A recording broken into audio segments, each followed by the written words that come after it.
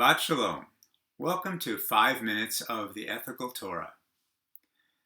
At the beginning of this week's Torah portion, Trumah, God tells Moses to invite those Israelites who wish to do so to give him Trumah, a word usually translated as gifts.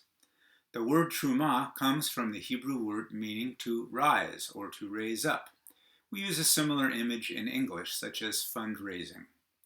God then commands Moses, "Let them build me a sanctuary so that I may live," blank.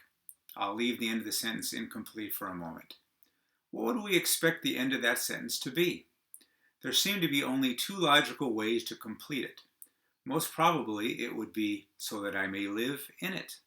Or it could be, "so that I may live with the Trumah," which would presumably be stored or used in the sanctuary. It's hard to think of any other way to finish that sentence. So what does God actually say? "V'asu li mikdash v'shachanti b'tocham." Let them make me a sanctuary that I may dwell, and the usual translation is among them. How are we to understand this? Why did God need the Israelites to give him gifts and to build a sanctuary so that he could live among them? God isn't a physical being who needs a physical structure. To solve this riddle, let's start with the word that precedes among them. That word is shachanti, which is understood as I will live or I will dwell. Three other familiar words with the same Hebrew root as shachanti are shachen, neighbor, shchuna, neighborhood, and shechina, divine presence. So rather than I will dwell among you, I'll translate shachanti b'tocham as a variation of Fred Rogers' request, "Please won't you be my neighbor?" I think God is saying, give me gifts, build a sanctuary, and I will be your neighbor.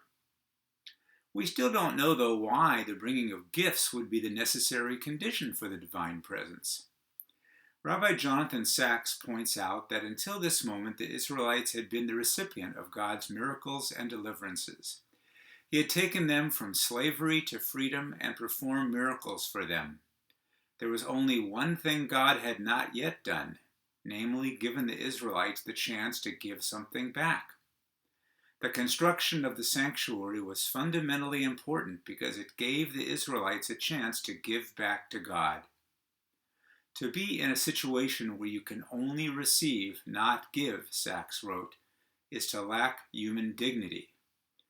This is why every Jew is obligated to give tzedakah, charity, even the poor who live from the tzedakah received from others. The Talmud tells a story about Rabbi Akiva's daughter. Astrologers had told him that on the day she married, a snake would kill her. The morning after her wedding, he went to see her. Unbeknown to both of them, when she had hung up her hat after the wedding, its pin had pierced a serpent that would otherwise have bitten her. When she removed the pin, she found the snake. Rabbi Akiva wanted to know what his daughter had done that merited this divine intervention. She answered, "A poor man came to the door yesterday.